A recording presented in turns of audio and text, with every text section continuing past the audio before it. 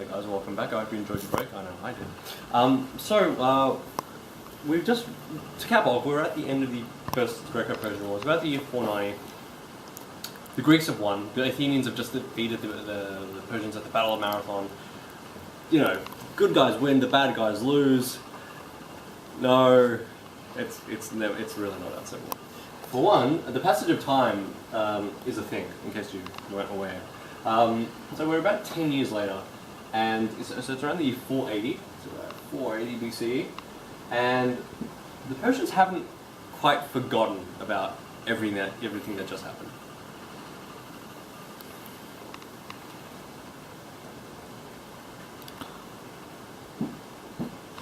For instance, we've got King Darius. King Darius is dead, and his son Xerxes has just taken the throne.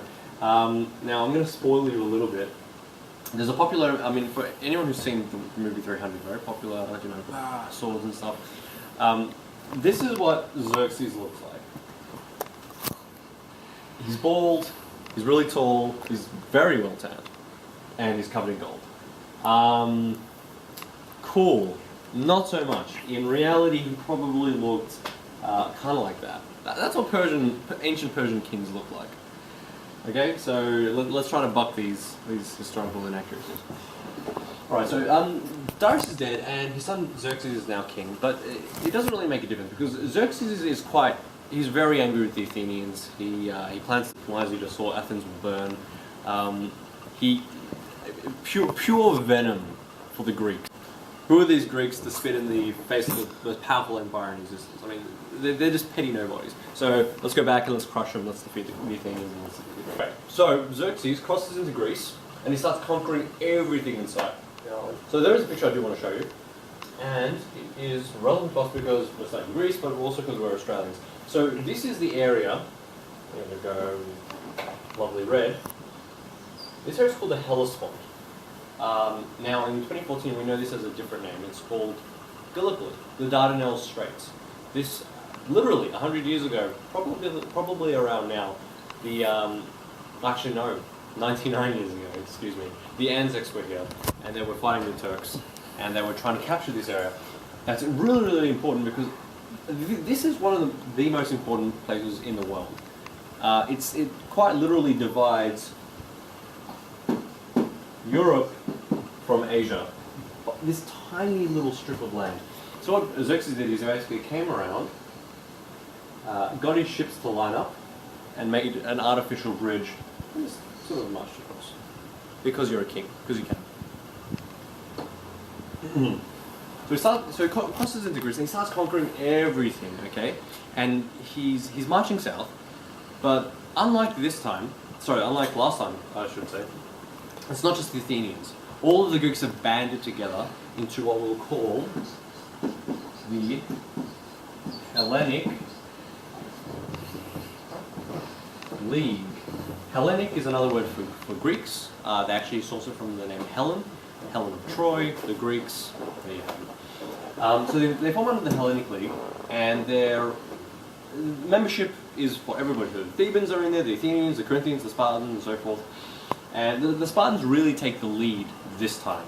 It's not just going to be the Athenians, the Spartans are going to really help to defeat the Persians. And one way they do that is by marching to a place called Thermopylae. Thermopylae in Greek actually means hot gates. And again, we try to remember, you know, Greece is very mountainous, it's very narrow, it's full of bridges and canyons. The Persians are coming down from this side. Okay, and it's really not that big an issue. They just have to walk across this little bridge, pass through between the mountains and the ocean, and just march onto Athens and burn the place to the ground and enslave the people. It's not that hard. The Spartans have another idea.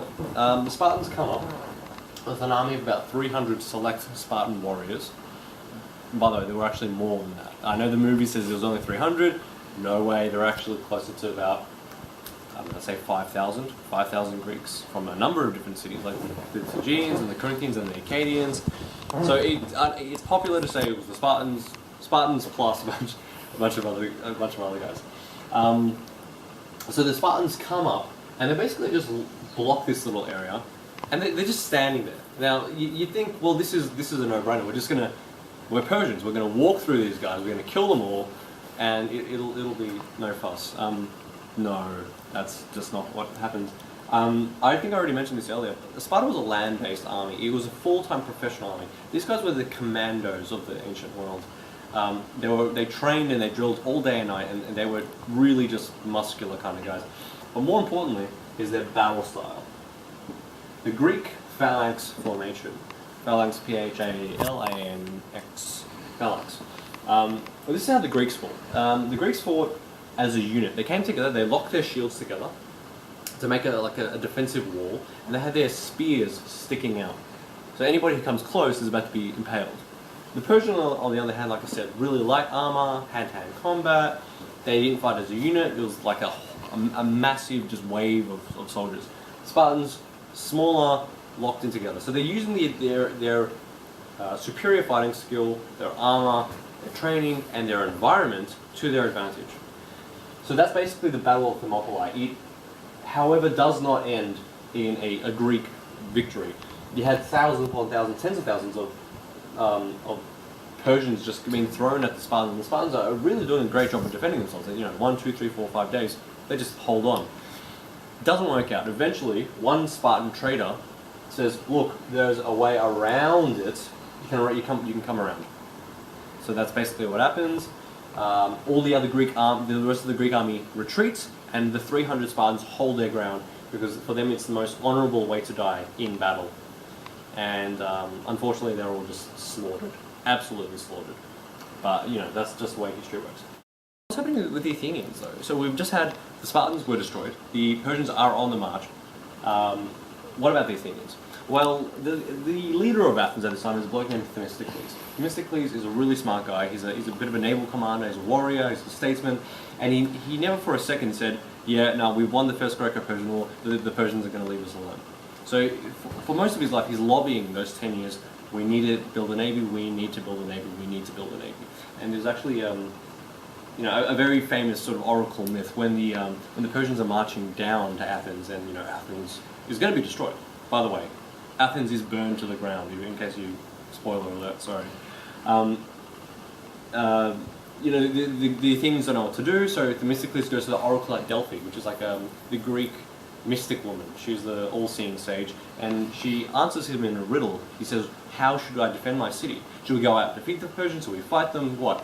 And she says, "Put your faith in a wooden wall," which Themistocles interprets as build a navy. So he tells the Athenians, and they start cutting down trees and building ships, as many as they can. But like I said, it doesn't really work out because the Athenians do lose Athens. They decide to retreat. They retreat to the island of. So this is the island of Salamis, okay? And Athens is around here somewhere. So that's Athens, somewhere around here. And they flee, they evacuate the city, and they come into the island of Salamis, and they evacuate. So I'm just going to also show you give you some idea of what everybody looks like. That's not what it looks like. Themistocles. That's Themistocles. So, where are we? The Athenians have evacuated. And actually, that's a perfect thing to show you. The Isthmus of Corinth. So here's Athens, and here's Salamis. Where's the rest of the Greek army? Well, all of the Greek army, united under the Spartan leadership, came here to Corinth. And they decided, we're going to build a wall. We're going to block up the Persians as best we can. We're not going to let them get through. So you can really see Greece as being conquered piecemeal. And it's all just going to hell. Alright guys, so we're going to take another really quick break, but this time you're not going to be summarizing or anything. I want you to answer some very serious questions. So this is an honesty thing. I want to make sure that when you come to class next time on Tuesday, you actually know all this information. And this isn't just like going in one ear out the other. So what I'm doing is I'm going to ask you to answer 3 questions very, very honestly. Okay? They're not trick questions, they're just going to require a little bit of thinking on your part. If you can't get them, I would like you to go back to the first video and watch it again and see if you can gather that information. So it's kind of like a checkpoint. You have to pass to get it through. Again, I can't monitor this. It is a trust thing. So I trust you, you trust me. This is the only way this relationship's going to work. So here are your 3 questions. First question, what kind of leadership did the city of Sparta have? Explain it in 2 sentences. So kind of tell me what it was, how it was run. Again, all that information is provided in this video. Second question. According to Herodotus, what were two main reasons why the Athenians were asked for help by the Ionians? I'm going to help you think back to the Herodotus reading that I did. It's all there. Thirdly, list at least two reasons why the numerically inferior Greeks won the Battle of Marathon. Okay, think about what we were talking about. There's terrain, there's armor, these sorts of things, okay? But again, I want full sentences. Alright guys, take a break, 5 minutes, I want to see you back here, and then we're going to wrap up this entire lesson. Look at that. Here are the questions. Alright class, so we've just covered so much work today. So what we're going to do is going to leave it here. I know we're only at through 1.5 Greco-Persian Wars. I'm going to leave you on a bit of a cliffhanger. Athens has just been burned to the ground, the Greek army is retreating, the Spartan army has been defeated, the Persians seem to be on a rampage. Just stay tuned for next week, until next week, and I promise you it'll work out pretty well. So what I want you to do before class though, is I really want to maximize class time. So in the links below, I'm going to put a couple of hyperlinks. You all know the class wiki, you can use it, we've been through this before. So what I've got for you for class on Tuesday, and I want everyone to be prepared, is now I've been looking a lot at Herodotus, now it's your turn. In the links below, we've got one reading from Herodotus. It's not too long, it's only half a page long, but I really want you guys to start analysing it. And in case you don't know how to analyse, it's all good. I put a table also in the links called the Adamant table. It looks at author and date and time and nature, and there are some suggestion questions. So it's not necessarily homework. I want everybody to give it a read. I want everybody to know what the passage is about, because we are going to be dealing with it in class. I'm not going to go over it. The expectation is that you've read it and look over some of these questions, and we're going to try to do some more in class.